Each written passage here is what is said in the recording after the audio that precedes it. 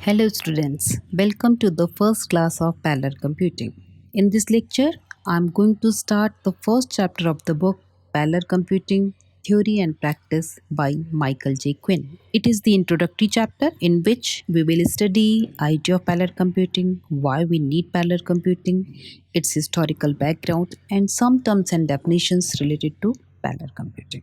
If we look at the history of parallel computing, then we find that the idea of parallel computing evolved due to the demand for high speed computers. Cost, size, and speed were the fundamental issues related to the early generations computer designing. The speed of the computer means how many instructions computer can process per unit time, and it is provided by the current technology available, but technological advancement has its own limit. So, in order to fulfill the demand of high speed computing, the researchers and scientists thought of replicating some of the processing components of the computer, and this idea led to the designing of parallel computers.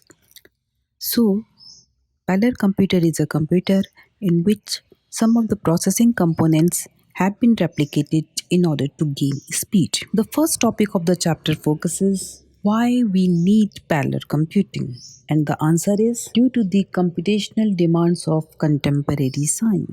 If we look at the way classical science works, then we find that classical science is based on observation, theory, and physical experimentation. Observation of a phenomena leads to a hypothesis. The scientist develops a theory to explain the phenomena and designs an experiment to test that theory. If physical experiments support the hypothesis, then hypothesis become the theory. If it is not supported, then either the hypothesis need to be rectified or it has to be rejected. In contrast, modern science is characterized by observation, theory, experimentation, and numerical simulation. Numerical simulation simulates the natural phenomena by using mathematical formula. Numerical simulation is an increasingly important tool for scientists who often cannot use physical experiments to test their theories because sometimes physical experiments are too expensive, they are time consuming, sometimes they are unethical or not even possible to perform.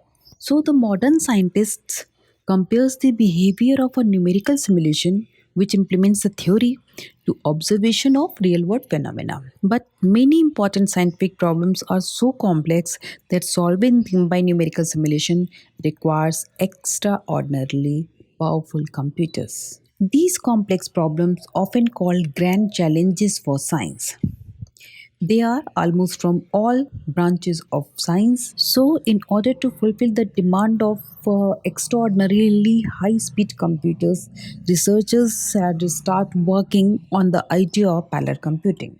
The next section of the chapter focuses on the advent of practical parallel processing. And we observed that scientists had started working on the idea of parallel computing in early 60s. But it took more than 20 years for parallel computers to move from the lab to the market.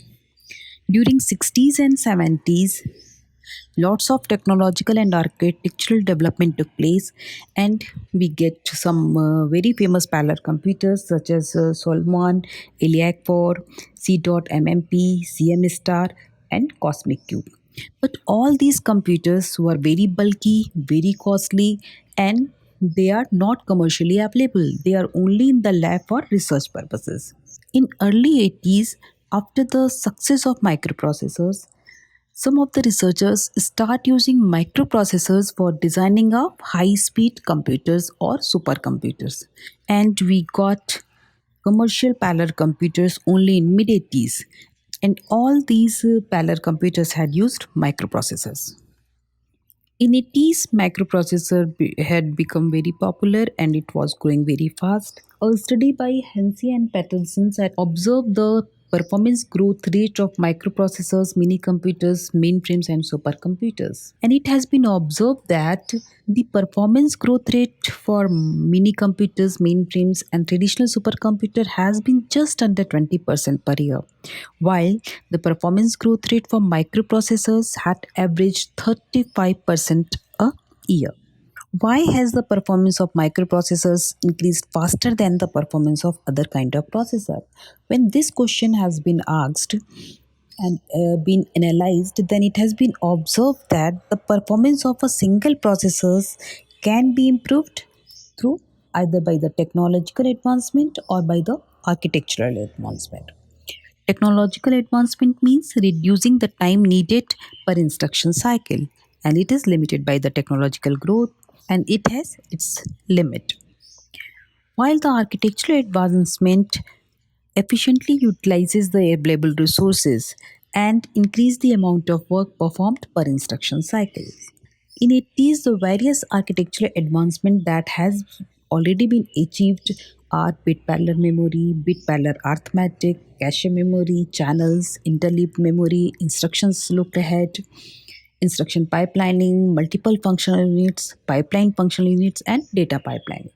All these architectural advancements had already been incorporated in the designing of supercomputers of that time. In contrast, microprocessors have been able to achieve more impressive performance gain because they have had so far to go.